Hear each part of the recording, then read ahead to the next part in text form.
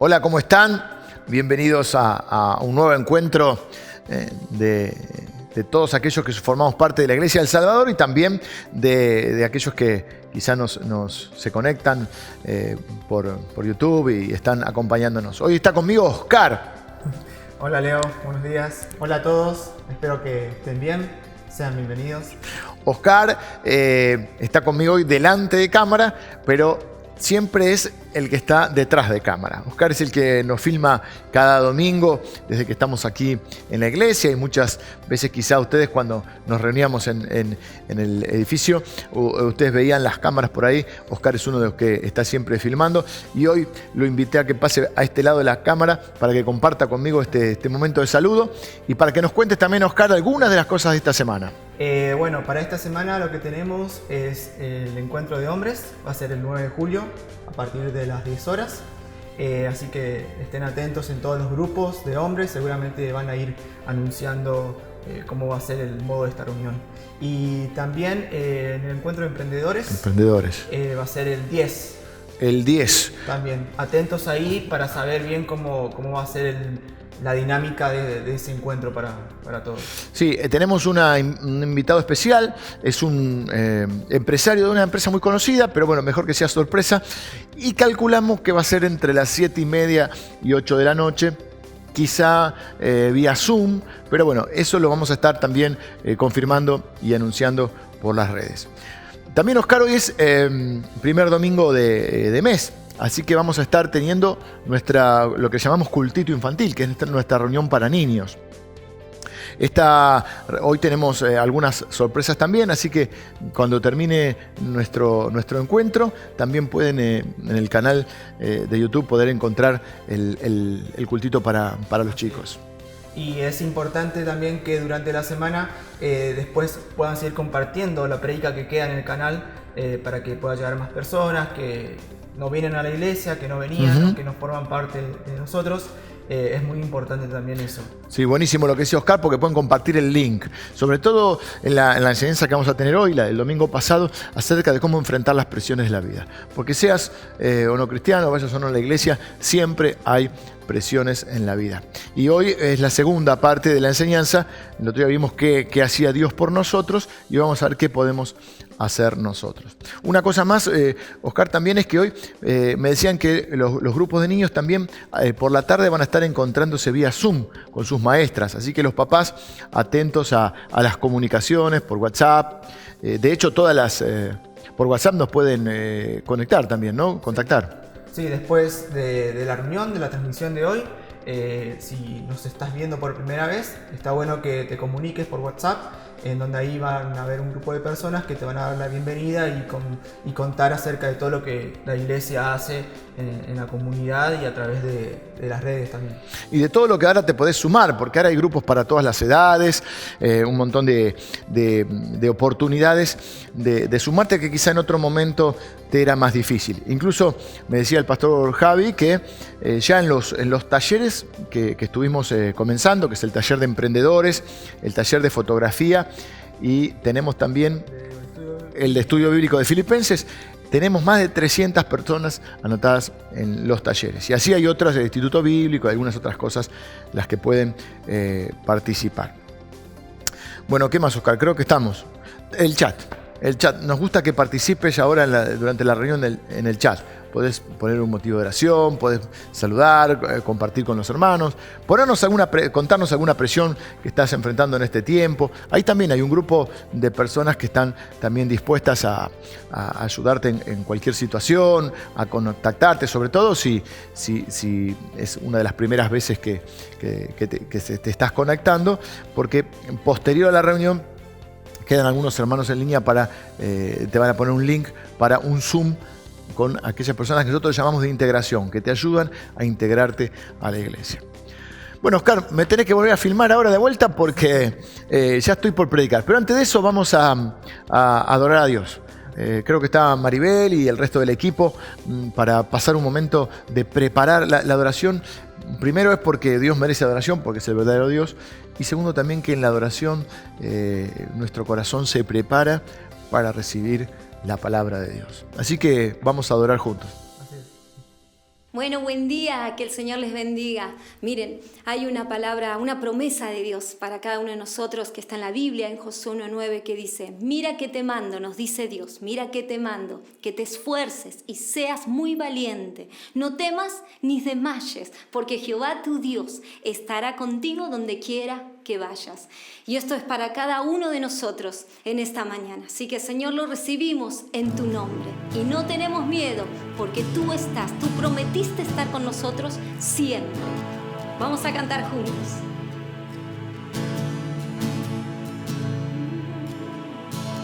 Juntos hoy cantamos como hermanos.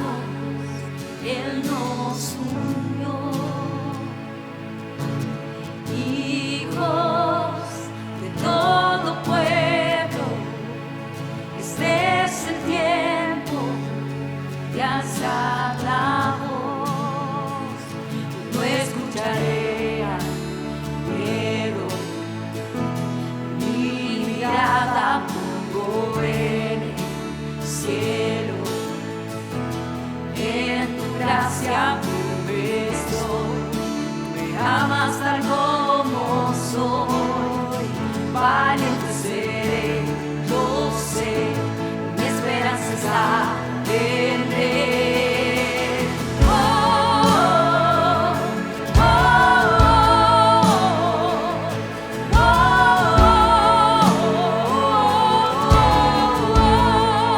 yeah.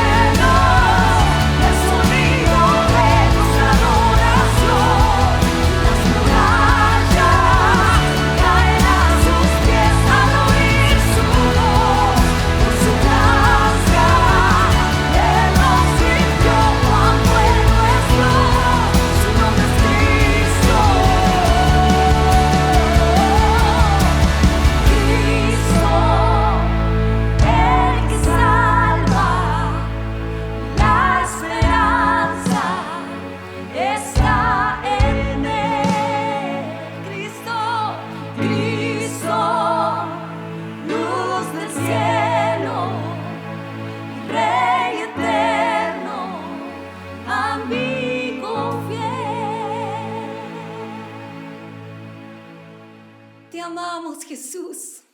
Gracias, Señor.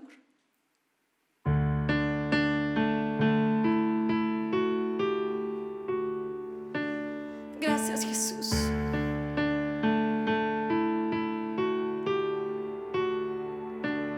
En la oscuridad estaba toda la humanidad, hasta que desde los cielos nos viniste a rescatar. A través de una virgen elegiste tu nacer, y del trono descendiste a un pesebre siendo rey.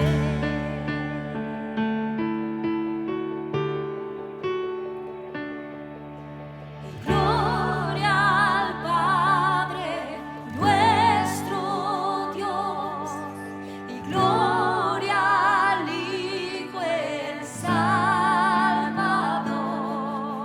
y gloria al Santo Espíritu, oh Rey de Reyes, nadie hay como tú.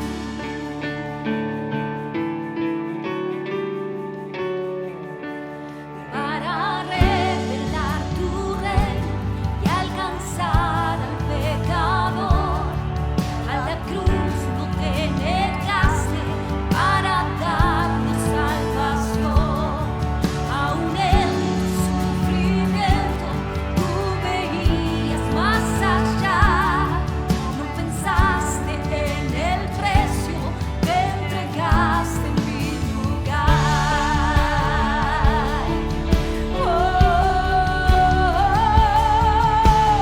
Gloria al Padre, nuestro Dios, gloria al Hijo, el Salvador,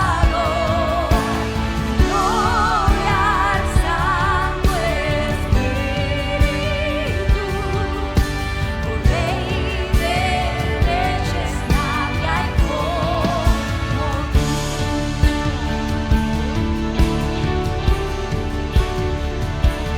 Al tercer amanecer, todo el cielo resonó, pues la muerte para siempre el Cordero conquistó, y la tumba se abrió y vacía ahora está. Todas las generaciones esperanza encontrarán, y la iglesia comenzó, con su espíritu nació, buenas nuevas conocido para toda la creación. Por su sangre, por su nombre, libres somos por la fe. Jesucristo ha vencido, nos resucitó con él.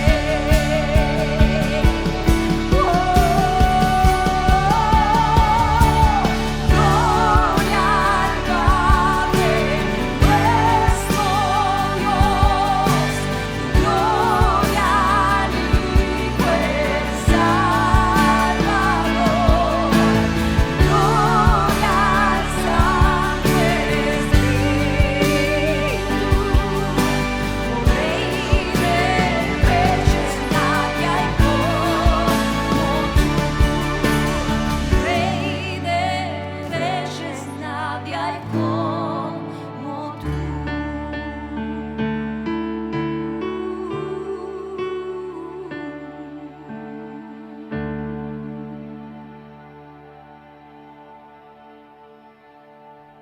El domingo pasado estuvimos hablando acerca de cómo enfrentar las presiones de la vida. Vimos cómo en ese proceso, en ese andar, Dios nos ayuda a enfrentar las presiones que vienen a nuestra vida. Vimos cómo Dios nos dice en su palabra: yo te hice yo te voy a llevar, yo te sostendré. Él nos ha prometido que llevará nuestras cargas hasta el último día de nuestras vidas. Dice, te vengo llevando desde el vientre de tu madre, te voy a llevar hasta que peines canas, hasta que seas viejito, yo te cargaré o te llevaré. Y vimos cómo hay personas que tienen un Dios al que lo tienen que cargar, un Dios fabricado por ellos mismos. Y vimos cómo Dios nos decía, no me comparen con esos dioses. ¿A quién me van a comparar? Hay personas que tienen un Dios al cual tienen que cargar y hay personas que tenemos un Dios que nos carga, que nos lleva a nosotros. Mi prédica de hoy viene a completar de alguna manera aquella otra enseñanza. Hemos hablado de lo que Dios hace y hoy quiero hablar de lo que nosotros podemos hacer en ese proceso de enfrentar las presiones de esta vida, ya que siempre enfrentaremos presiones. No podemos evitar tener presiones, lo que sí podemos hacer es manejar esa presión, de tal manera que no se vuelvan cargas, que es lo que vimos el domingo pasado, cómo las presiones se vuelven cargas, que terminan agobiándonos, estresándonos y en última instancia nos derriban. Entonces, ¿cómo enfrentarlas para que no se vuelvan, o cómo manejarlas para que no se vuelvan cargas? Porque presiones tendremos siempre. ¿Cómo manejar entonces las presiones de la vida? Vamos a ver qué nos dice el apóstol Pablo, un hombre que vivió prácticamente toda su vida bajo presión y gran parte de su vida tuvo que lidiar con cosas fuertes. Él en algunos capítulos de la Biblia, de las cartas que él escribe, también él describe todas las situaciones que le tocó vivir, de enfrentar prisión, de enfrentar castigo físico, persecución, en una ocasión lo apedrearon hasta darlo por muerto, naufragios, una serie de cosas. Bueno, el desprecio de lo que era su círculo cercano, al convertirse al cristianismo, y él nos habla acerca de todo eso. Pero hoy quiero que veamos en la segunda carta que él escribe a los Corintios, en el capítulo 1, los versículos 8 y 9. Y él nos va a decir, un poco describiendo esa situación. Dice el primer capítulo de la segunda carta de Corintios. Dice, porque hermanos, es una carta que le escribe a una iglesia muy amada por él. Le dice, porque hermanos, no queremos que ignoréis acerca de nuestra tribulación que nos sobrevino en Asia, pues fuimos abrumados sobremanera. Otra versión dice agobiados. Fuimos abrumados sobremanera, más allá de nuestras fuerzas, de tal modo que aún perdimos la esperanza de conservar la vida. Pero tuvimos en nosotros mismos sentencia de muerte para que no confiásemos en nosotros mismos, sino en Dios que resucita de los muertos. Él nos va a decir, llegamos a una situación tal de presión que pensamos que ya no hay esperanza para nosotros. Nos quedamos sin fuerzas. Pensamos que incluso nuestra vida ya estaba a punto de terminar. Tal vez te sientas así ahora mismo. Créeme que te entiendo. Vengo hoy con un profundo sentido de empatía y mi corazón está con vos. Si te sentís presionado a tal manera o de tal manera que has perdido la esperanza. Por eso quiero leerte el versículo 10, como sigue. Porque él dice, no confiábamos en nosotros mismos, termina diciendo el versículo 9, sino en Dios que resucita de los muertos. Escucha esto, el cual nos libró y nos libra, y en quien esperamos que aún nos librará de tan grande muerte. Dice el apóstol Pablo, si fuese por nosotros, si fuese por nuestras fuerzas, si fuese por nuestros recursos, habíamos perdido aún la esperanza de conservar la vida.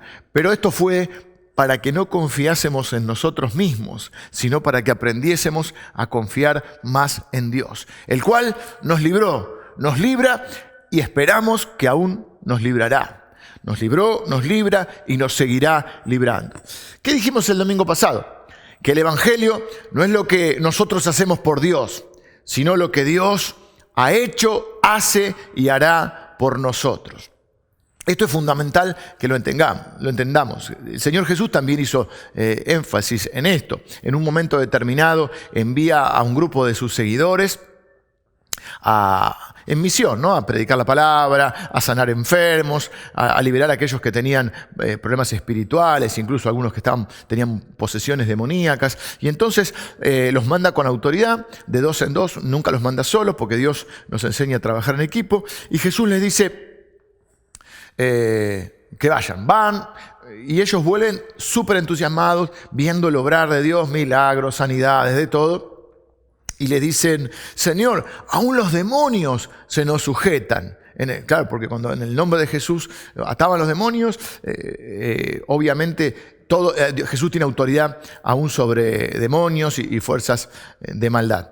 Señor, aún los demonios se nos sujetan. Y Jesús le dice: es cierto, yo veía a Satanás caer del cielo como un rayo. Pero no se alegren porque los demonios se les sujetan. Alégrense porque sus nombres están escritos en los cielos. Es decir, no te alegres por lo que vos podés hacer por mí, aunque es una satisfacción, por supuesto, pero el foco tiene que estar en lo que Jesús ha hecho por nosotros, porque solo nuestros nombres están escritos en los cielos cuando por la fe rendimos nuestra vida a Jesús y confiamos en Él como nuestro Señor y como nuestro Salvador. ¿Ves? No es lo que vos hagas por Él, es lo que Él ha hecho, hace y hará por ti. Les decía, en el capítulo 11 de esta misma carta, el apóstol Pablo describe un montón de problemas y obstáculos que él tuvo que enfrentar a lo largo de su vida. Y al final usa esta expresión, dice: y además de todo esto, ahí es donde nombra prisiones,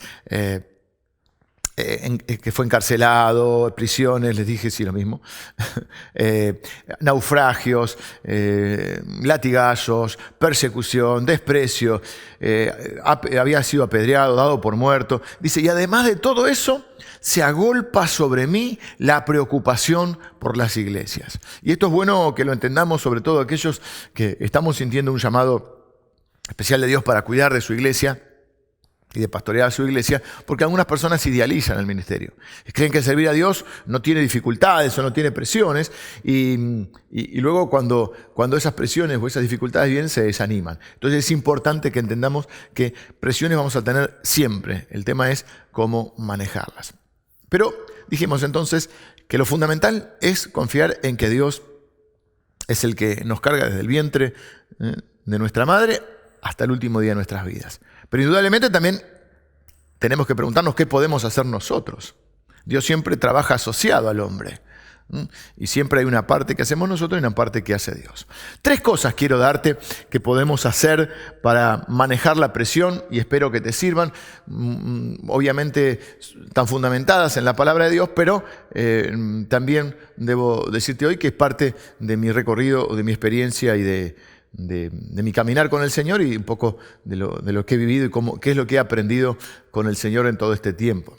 Lo primero que quiero decirte, y espero que te sirva y que te ayude a enfrentar las presiones, es que lo primero que tenemos que hacer es dimensionar los problemas. A veces uno vive cosas y después las pone en palabras, ¿no?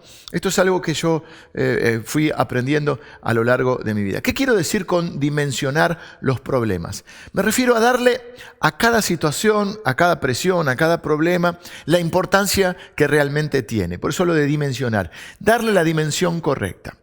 Un poco influye la personalidad, el temperamento y la forma de ser de cada uno. Tal vez podríamos poner como 2 extremos, ¿no? En un extremo están los que yo llamo los negadores seriales. ¿Qué son los negadores seriales? Son los que niegan los problemas, no los ven. Para ellos nunca pasa nada. Le preguntás, están quizá en una crisis matrimonial y le preguntás, ¿cómo estás? Y ellos dicen, no, estamos bien.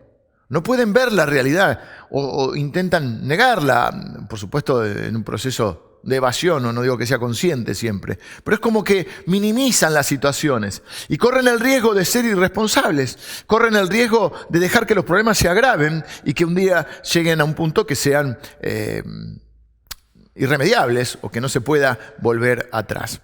Así que en un extremo están aquellos que minimizan, en esa dimensión o en ese darle la dimensión correcta a las presiones o a los problemas, aquellos que minimizan los problemas, las presiones, las responsabilidades incluso, ¿no? En el otro extremo tenemos, o podríamos ubicar, a los que hacen un drama de todas las cosas. Hacen un tango de todo. Sobredimensionan los problemas y corren el riesgo de preocuparse excesivamente y desenfocarse de sus prioridades e incluso, una frase que también se utiliza, ahogarse en un vaso de agua. Son personas que para ellos todo es un drama, todo es una novela. Y no pueden diferenciar lo que es más importante de lo que quizá no es tan importante. Yo tengo la tendencia, quizá no tanto del dramático, pero sí tengo la tendencia, o he tenido la tendencia a preocuparme más de lo necesario. Aunque con los años voy aprendiendo a manejar un poco mejor este tema de la preocupación y de dimensionarlos. Y es algo que le quiero transmitir específicamente, o no específicamente, pero especialmente, sobre todo a los que son más jóvenes que yo.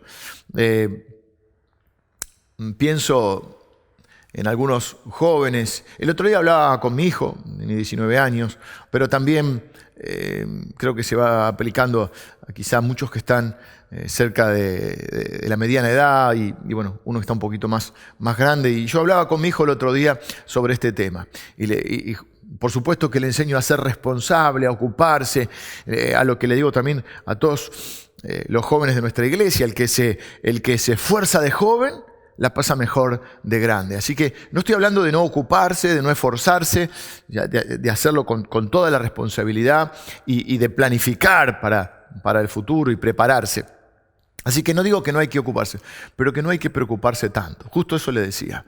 Es importante llegar, le decía, hijo, es importante llegar y cumplir las metas, pero también es importante disfrutar el viaje. Miro para atrás mi vida y veo que a veces me hice demasiado problema, demasiado ansioso por el futuro, demasiado siempre estando mirando en lo que viene, no disfrutando los momentos. Y ahora miro para atrás y digo, hay momentos que estuvieron buenos y que quizás yo los podría haber disfrutado un poco más si no estaba tan preocupado y autopresionándome, porque no era presión externa, autopresionándome por el futuro, por querer cumplir con Dios, con la familia, con las expectativas de los demás, con mis propias expectativas. Así que si es algo que te quiero transmitir es eso. Siempre menciono, y creo que ya lo he hecho en alguna otra de estas enseñanzas, una frase de Mark Twain que también creo que la repetía mucho Borges. Y él decía, tuve muchos problemas en mi vida, la mayoría de ellos nunca existieron. Y es cuando en ese anticiparse a lo que viene, a veces obviamente imaginamos en el horizonte ciertos problemas que quizá nunca vayan a ocurrir. Así que hay que ocuparse, hay que ser previsor, hay que esforzarse y prepararse para ese futuro. Hay que ponerse metas a donde uno quiere llegar, pero uno también debe disfrutar el viaje y disfrutar el momento que tenemos, que al fin y al cabo es lo que tenemos y es lo que va a quedar en nuestro recuerdo. Hay una especie de razonamiento o ejercicio mental que yo hago intuitivamente desde que era bastante chico. Esto es algo que no sé por qué, es intuitivo, pero ahora no soy el único que lo hace, pero no sé, en mi caso fue así, y es hacerme esta pregunta. Frente a una situación que me preocupaba, yo me decía, ¿qué es lo peor que me podría pasar? Y no por ser pesimista. Me acuerdo siempre, mi mamá es una mujer muy optimista, y yo me decía, no seas pesimista, hijo. Yo decía, no soy pesimista, soy realista. Pero en ese realismo, lo que puede volverse pesimismo si obviamos o dejamos fuera la intervención de Dios. Por eso yo pienso que los cristianos siempre tenemos que ser optimistas y tener fe, porque tenemos un Dios que dice que tiene pensamientos de bien hacia nosotros. Por eso hace poco hicimos una serie en la iglesia, no sé cuándo fue, si fue el año pasado, que se llamaba Lo mejor está por venir. Para los cristianos no es una frase hecha. Puede ser para muchos. Dicen, no, porque todo esto va a pasar. Bueno, vamos a ver. No sabemos. Lo que sí sabemos es que Dios tiene planes de bien para nosotros. Así que ser realista con las situaciones. No ser un negador, no hacer un drama. Tratar de darle la dimensión al problema, pero considerar que siempre Dios es por nosotros y, como dice la Biblia, si Dios es por nosotros, ¿quién contra nosotros? Para dimensionar los problemas es fundamental adquirir una perspectiva correcta. Es decir, poder ver las cosas, hacer una interpretación espiritual de los hechos a la luz de los propósitos de Dios. ¿Qué es lo peor que me puede pasar? Y a veces, cuando me ponía en ese escenario, me daba cuenta que al fin y al cabo, si pasara lo peor, no era tan grave tampoco. Y para los cristianos, a veces hasta juego con esa idea. Dice, ¿qué es lo peor que puede pasar en la vida de una persona? Bueno, la muerte. Después de la muerte ya no hay nada que hacer. Bueno, pero para los cristianos, ese escenario no es un escenario definitivo, porque la muerte deja de ser para nosotros un final para transformarse en una transición, en un paso necesario para una eternidad con Cristo. Así que por eso dice la Biblia, ¿dónde está, oh muerte, tu aguijón? ¿Dónde, sepulcro, tu victoria? Sorbida es la muerte en victoria. Es decir, ni la muerte puede terminar con los hijos de Dios.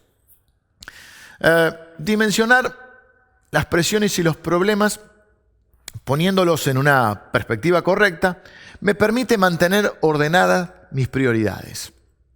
Hay valores en nuestra vida que no son negociables o no deben ser negociables. Y entonces cuando yo, este problema, esta situación, muchas veces esa situación me puede llegar a traer tentaciones a traicionarme en algunos de mis valores, en algunas de mis convicciones. Cuando yo tengo la perspectiva correcta, trato de hacer una interpretación divina de los hechos o de la perspectiva de los propósitos de Dios, y cuando le doy la dimensión, la importancia que merece eso me va a permitir mantener mis prioridades ordenadas y siempre recordar que hay valores, hay convicciones que no son negociables en mi vida. No voy, por ejemplo, a poner en riesgo mi integridad para poder superar un problema. No voy a poner en riesgo o no voy a poner en juego mi testimonio por algún beneficio personal. No voy a arriesgar mi familia por alguna circunstancia o alguna situación.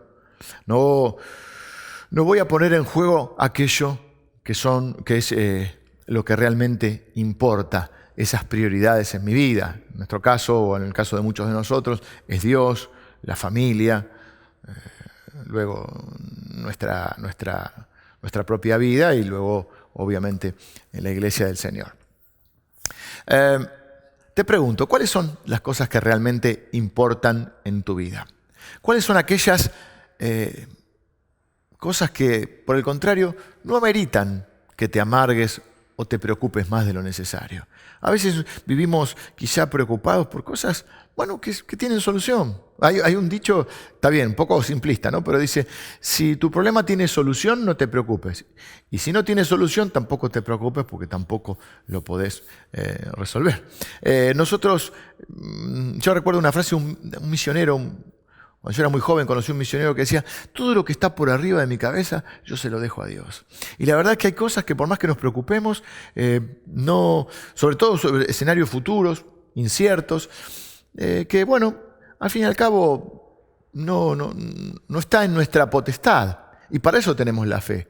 La fe siempre es la certeza de lo que se espera. La fe nos sirve para enfrentar y construir ese futuro, ¿no? El temor también es, por ejemplo, algo futuro. Uno siempre tiene temor a lo que está por venir, no a lo que está viviendo.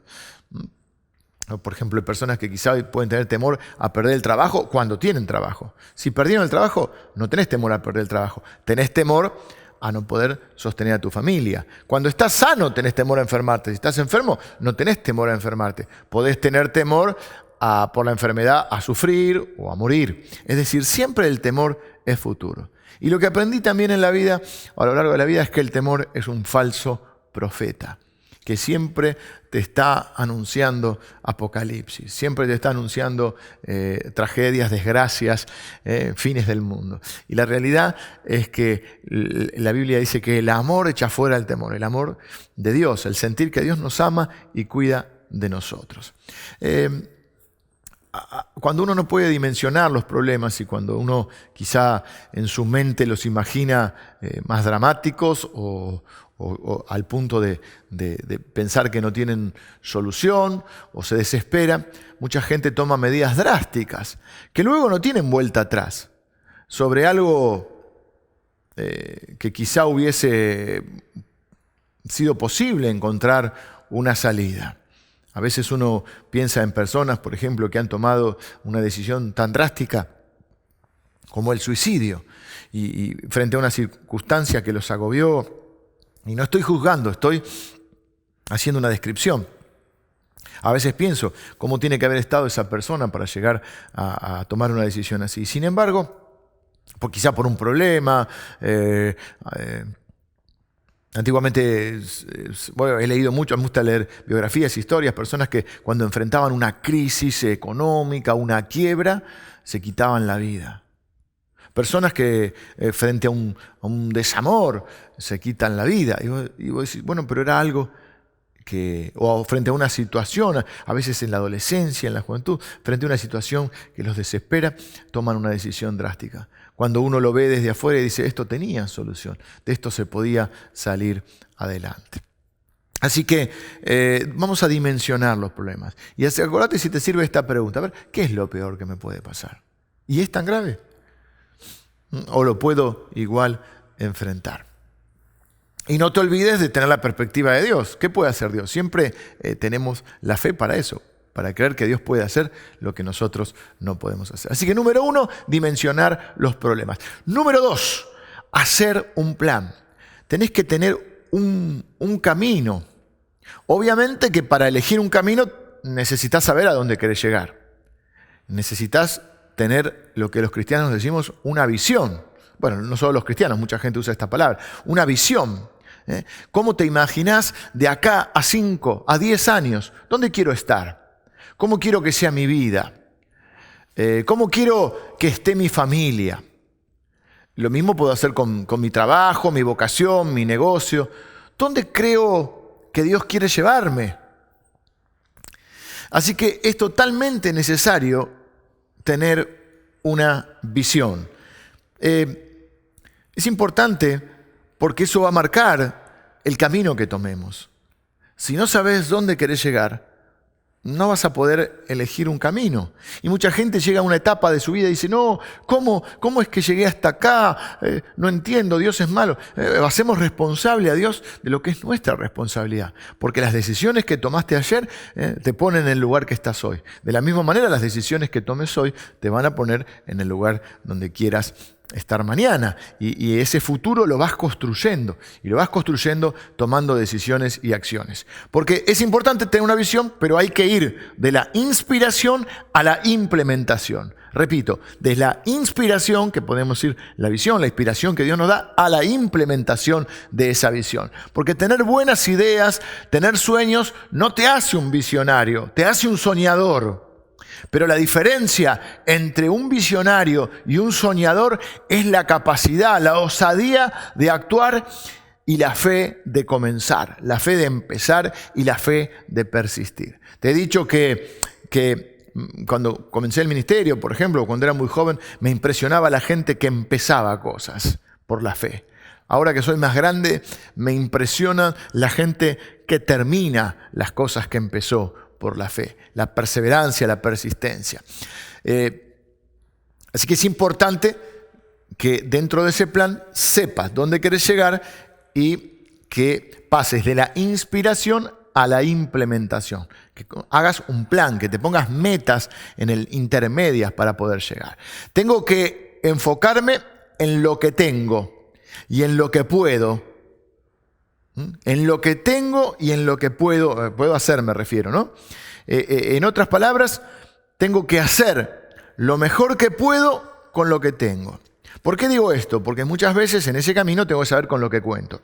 Y muchas veces sentimos que hay cosas que no tenemos, recursos, oportunidades, capacidades. Y si me enfoco en lo que no tengo o me enfoco en lo que no puedo hacer, normalmente lo que sucede es que me voy a desanimar y voy a desistir, voy a abandonar antes de tiempo. Así que haz lo mejor que puedas con lo que hoy tenés. Mira, por ejemplo, un día en la vida de Moisés, uno de los hombres más renombrados del Antiguo Testamento, un líder del pueblo de Israel, un día él estaba en el desierto y Dios se le acerca. En realidad Dios se le presenta en una zarza ardiente, una planta en el desierto. No era raro que las zarzas ardieran en el desierto, puesto que en el desierto se prendían fuego. Lo raro, lo que llamó la atención de Moisés, es que la zarza no se consumía.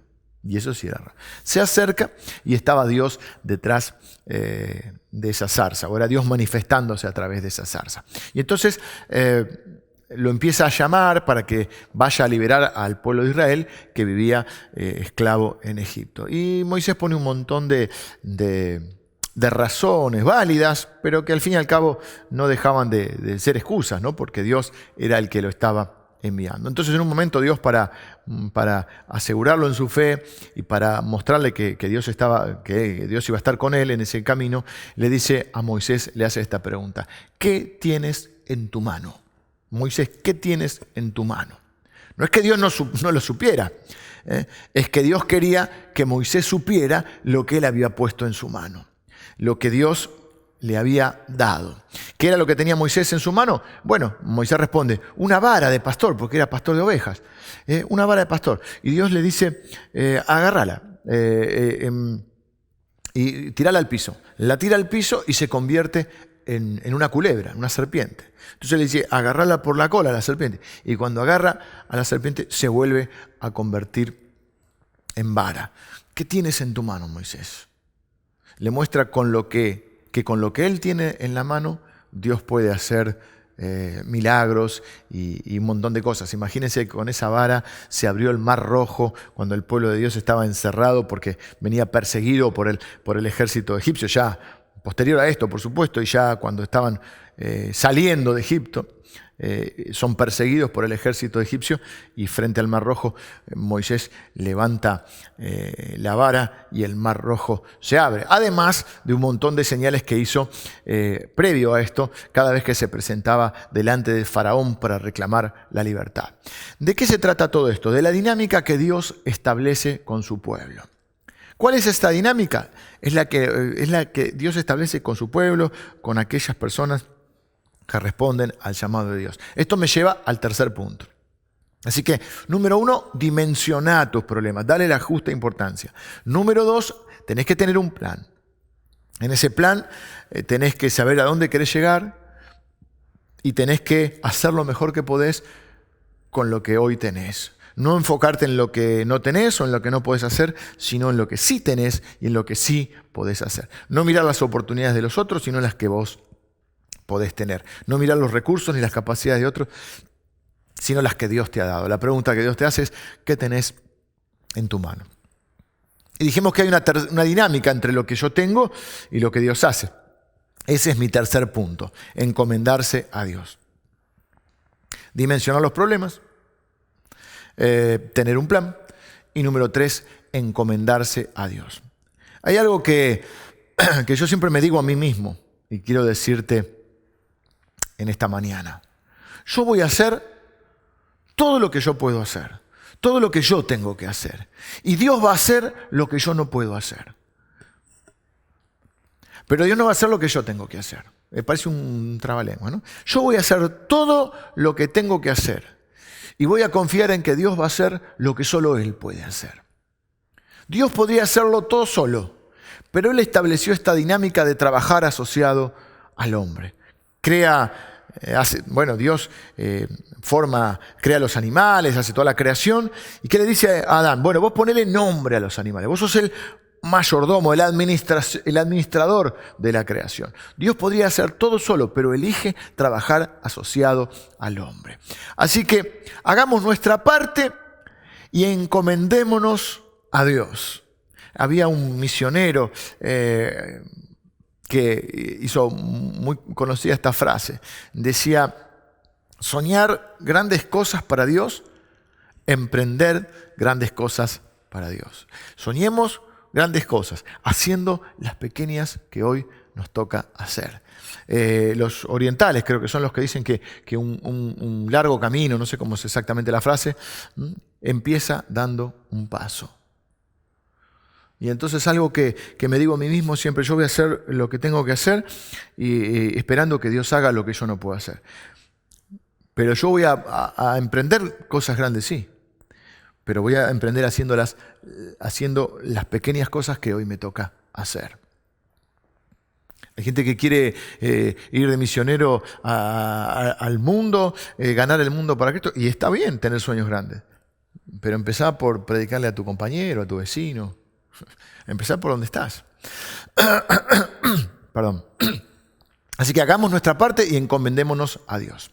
Orar y confiar, eso es encomendarse a Dios. Encomendémonos a aquel que, como lo describe la palabra de Dios, lo describe el apóstol Pablo, aquel que es poderoso para hacer todas las cosas mucho más allá de lo que nosotros pedimos o entendemos. Vamos a encomendarnos a Dios. Confiemos en lo que yo llamo el factor Dios. En ese Dios que es capaz de sorprendernos y que dice la Biblia que honra a los que le honran y que nunca nadie que crea en Él será avergonzado. Hagamos las cosas que creemos que son de Dios, confiando, haciendo nuestra parte y esperando que Dios haga su parte. Encomendémonos y confiemos en Dios. ¿Qué cosas nos ayudan a confiar en Dios? Una que nos ayuda es recordar sus maravillas. La fidelidad del Señor me impresiona. Él es el mismo hoy, ayer y por los siglos, dice la Biblia. Y entonces el mismo Dios que me levantó en algunas circunstancias es el mismo Dios que me va a volver a levantar. El mismo Dios que me libró es el mismo Dios que me va a librar. Recordar sus maravillas. A veces es bueno hacer este ejercicio de meditar en las cosas que Dios ya ha hecho en nuestras vidas. Las veces que lo vimos venir a Dios, irrumpió en nuestra vida y nos intervino sobrenaturalmente y vimos su mano en favor nuestro. Eso tiene que afirmarte, no solo te da un corazón agradecido, sino que esa gratitud te afirma en su fe. Yo creo que una de las cosas por las cuales Dios quiere que hagamos este ejercicio de ser agradecidos es porque Él sabe que el ser agradecidos nos fortalece en la fe. Aferrarse a su palabra. Orar, encomendarnos a Dios, recordar sus maravillas nos ayuda a confiar y también aferrarnos a su palabra. En Josué, capítulo 1, versículo 8, Josué es el continuador de la obra de Moisés, ya cuando Moisés lideró esa transición por el desierto, desde la liberación de Egipto hasta llegar a una tierra que Dios les había prometido. En toda esa transición los lideró Moisés. Josué era un joven muchacho que se había formado al lado de Moisés, es el que toma la posta, digamos, cuando Moisés muere, y es el encargado de liderar el ingreso y la conquista de la tierra esa prometida. En ese momento, un momento de mucha presión, tenía que reemplazar a Moisés. En ese momento Dios le habla para afirmar su corazón y le dice, bueno, esfuérzate y sé valiente, yo iré contigo donde quiera que vayas. Y en un momento le dice, nunca se apartará de tu boca estas palabras que yo te mando hoy. Y le dice que siempre tiene que estar en su corazón y en su boca la palabra de Dios. Y dice, y meditarás de noche y de día sobre esto. Así que una de las cosas que es importante es no solo tener la palabra de Dios en nuestra mente, en nuestro corazón, sino también tenerla en nuestra boca. Es importante lo que nos decimos a nosotros mismos. Es importante que... ¿Por qué? Porque vos convivís todo el día con vos mismo. Vos podés escuchar muchos predicadores, pero yo estoy seguro que el predicador más influyente en tu vida sos vos mismo.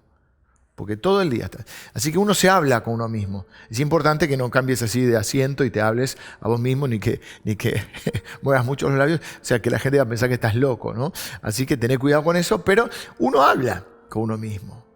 Y Dios, fíjense que le dice, no solo que la palabra la guarde en su mente o en su corazón, sino que dice que esa palabra va a estar en su boca. Y dice que tiene que meditar. ¿Y por qué le dice esto? Bueno, la palabra hebrea para meditar es una palabra que podríamos traducir como, Sí, como murmurar. Es la palabra haga. Significa murmurar, repetir. Es como cuando vos estás leyendo. Bueno, era una tradición hebrea que cuando leían el texto la murmuraban. Quizá cuando éramos chiquitos nos pasaba que cuando nos costaba más leer, que leíamos y íbamos leyendo y bueno, la palabra de Dios dice, y la ibas murmurando. Como que no es suficiente leer el texto, sino que había que repetirlo. Quizá porque de esa manera se te graba en tu mente, en tu corazón. Pero ese es el ejercicio de meditar. Y yo creo que pasa por esto. ¿Por qué me voy a decir a mí mismo en esas circunstancias? ¿Qué evangelio me voy a predicar? ¿Un evangelio de fe, de victoria, de vida? ¿O un evangelio de muerte, de derrota? Porque el predicador que más oís y más influyente en tu vida no es ninguno de los más reconocidos que pueda haber. El predicador más influyente en tu vida sos vos mismo. Así que podemos meditar en su palabra, podemos recordar sus maravillas y también podemos recordar sus promesas. Cuando vamos a la palabra de Dios podemos recordar sus promesas. Porque dice la Biblia que todas las promesas de Dios son sí y son amén en Cristo Jesús. Mirá qué promesa dentro de las promesas, o una promesa que refuerza todas las otras. Dice que las promesas de Dios son sí y son amén. Y amén quiere decir así sea. Por eso quiero terminar como empecé, recordándote esta palabra de Pablo que quiero que se transforme en una promesa para vos y le hago una promesa para mí. Confiamos en Dios, el cual nos libró, el cual nos libra y el cual nos seguirá librando. ¿Vos también crees esto? Quiero hablarte directo a tu corazón. Y quiero hacerlo un poquito más personal, porque está como en plural, ¿no? Quiero decirte, quiero que recuerdes esto en tu vida. Quiero recordarte que Él te ha librado, que Él te libra y que siempre te librará. Porque lo hace en el nombre de Jesús. Porque en el nombre de Jesús cada promesa es sí y es amén. Amén significa eso, así sea o así ha sido. Y así ha sido en mi vida y así ha sido en tu vida. Y así siempre será. Esto significa amén. Así ha sido. Y quiero que atesores esta declaración, esta convicción, ahí donde te encuentres.